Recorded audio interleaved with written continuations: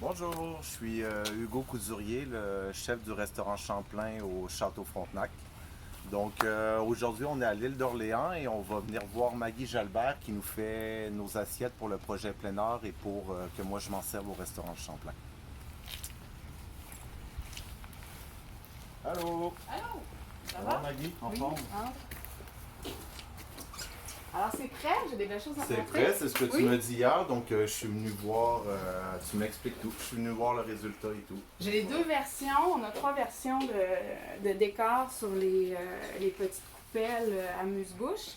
Donc il y a les noirs, les bleus qui sont sortis. C'est Moi, je vraiment, l'appelle les c'est bleus, là. vraiment bon. C'est vraiment magnifique. Merci. Il nous manque cette troisième-là. Donc on va avoir un trio de trois différentes pièces pour servir les amuse-bouches. Donc, ouais, on a vraiment trois couleurs. Celle-là va être la même grosseur que Ouais. les autres. Et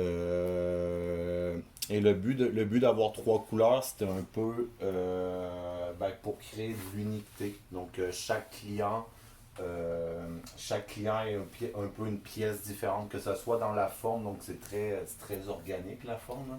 Il n'y en a pas une qui est pareille, c'est vraiment fait à la main. Tu sais, il y en a, on peut voir, elle est plus ovale, il y en a qui sont plus rondes, il y a la profondeur qui sont tous un peu différentes. Et en plus de ça, pour créer plus d'unité, pas avoir tout le monde la même couleur, il y a vraiment trois couleurs différentes.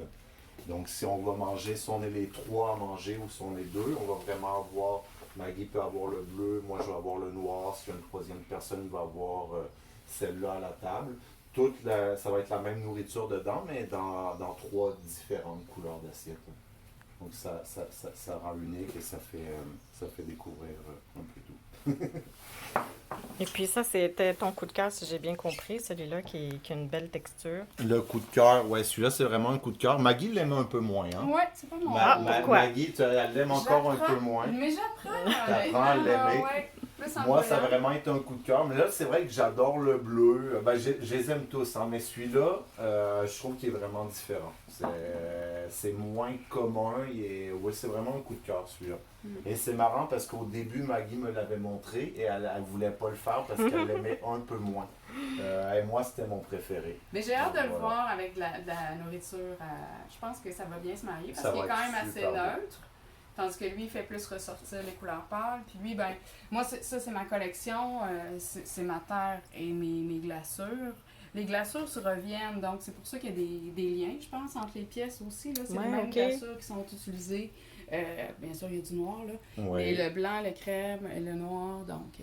Ça, c'est des glaceurs pour vaisselle parce qu'on peut pas tout faire en céramique pour la vaisselle. Non, c'est ça. Il y a d'autres techniques qui se prêtent pas à l'utilitaire. Évidemment, c'est des techniques. Moi, je travaille aussi l'enfumage. Ah oui. Donc, qui est une technique vraiment plus pour les pièces décoratives uniquement. On peut pas mettre d'eau, on peut pas manger à l'intérieur.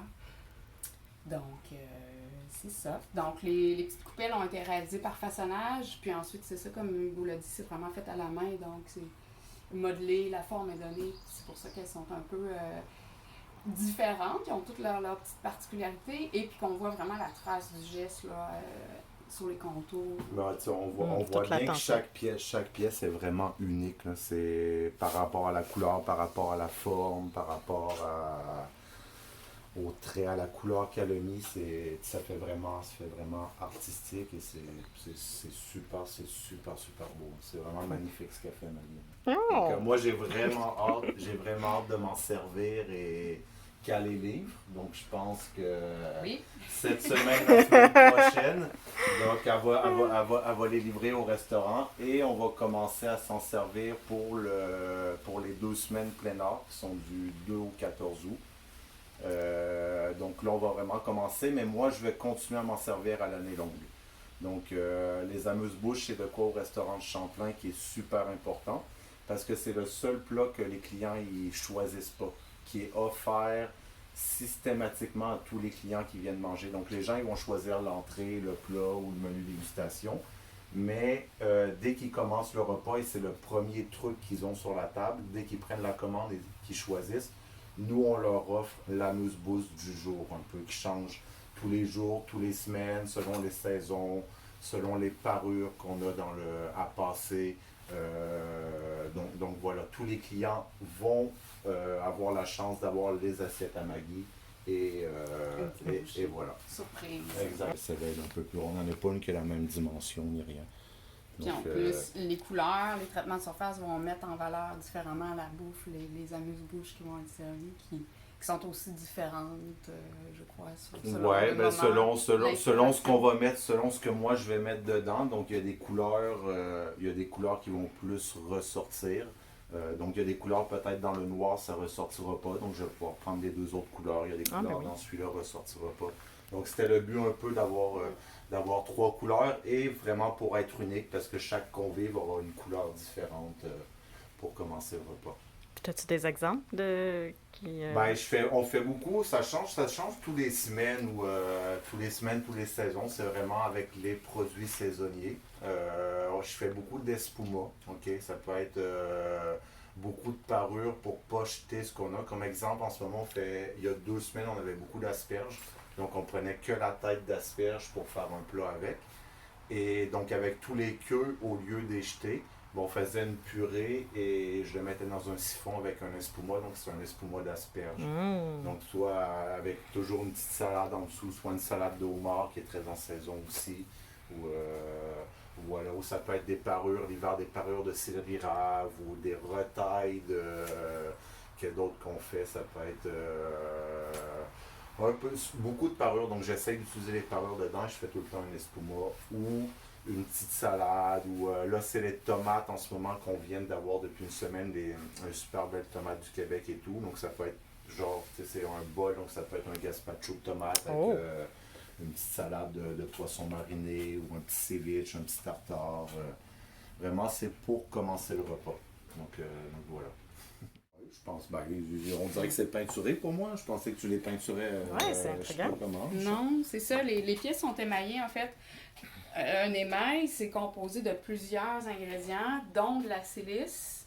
La silice qui vient, en fait, du verre, qui devient du verre. À la cuisson, elle devient lisse comme ça, et cet esprit fini, lisse et tout, c'est ça? Ben oui, c'est ça que ça crée avec d'autres matières, des fondants, tout ça. Ça vient faire une couche qui devient imperméable, qui vient durcir, qui donne la durabilité à la pièce. Puis en même temps, qui donne son décor. On peut ajouter des matières pour colorer. Okay. Ça va nous donner un noir, un bleu, qu'est-ce qu'on veut.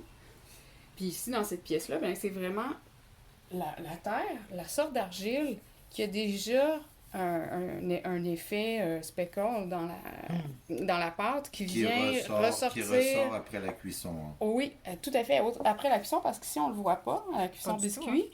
Puis après la cuisson, ça vient transparaître parce que l'émail, cet émail-là est semi-transparent. Comme celui-là, c'est celui-là. Celui-là, après la cuisson, il va devenir comme celui-là. Voilà. C'est... Moi, j'étais sûr qu'après la cuisson, pour avoir ça, tu mettais de la peinture ou un lustrant ou...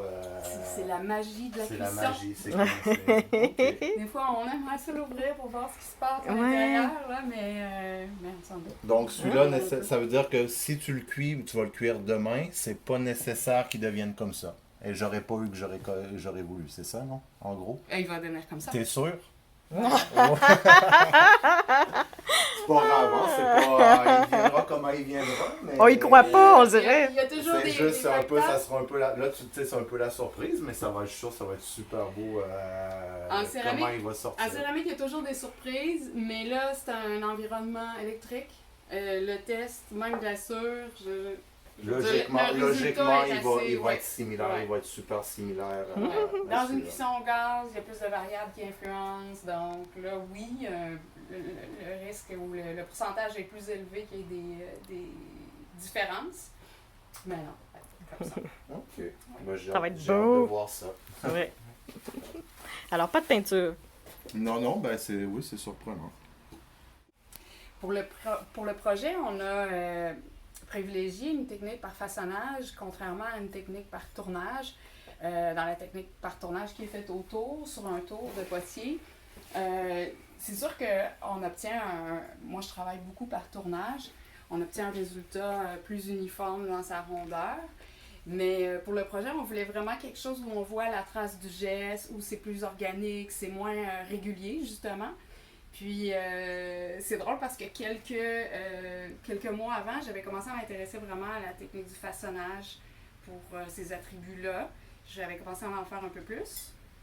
Donc, rapidement, les étapes du travail, ben, on a l'argile au début, soit qu'on la travaille autour, ou on la travaille sur un rond de bosse pour la technique du façonnage, où il y a plusieurs façons là aussi de travailler par façonnage.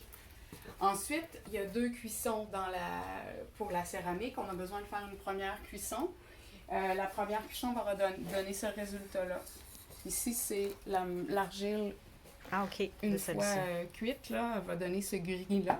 Là, ici, on a eu une seule cuisson qu'on appelle la cuisson de biscuit, qui a pour but d'enlever pas mal toute l'humidité dans la pièce. Puis, pour permettre ensuite de l'émailler, on a besoin de faire une cuisson. Ici, j'ai des pièces qui sont à la 2e étape. Ils ont eu la première cuisson de biscuit, ils sont émaillés, ils sont prêtes à enfourner pour la 2e cuisson, qui est la cuisson finale. On va monter plus haut en température, à 1222 degrés Celsius. Puis on va, lorsque les pièces vont être cuites, ben, on va avoir le résultat que vous avez sur la table. Ouh! Donc, Magie. ce qui est le fun avec la technique par façonnage, c'est que chaque pièce, encore je me répète, mais chaque pièce est unique. Donc autour, il y a plus d'uniformité, mais là, c'est vraiment fait à la main. Donc chaque pièce a vraiment une forme différente. Je sais pas si on le voit à la caméra, mais là, tu sais, c'est vraiment obvious qu'il n'y en a pas une qui est pareille. Et je pense que c'est ce qui rend ça super intéressant. Oui. Ouais. On voit le geste. Oui, exactement. On voit vraiment le geste de Maggie, la main et tout. Donc, Magnifique. Les c'est super, super. Beau.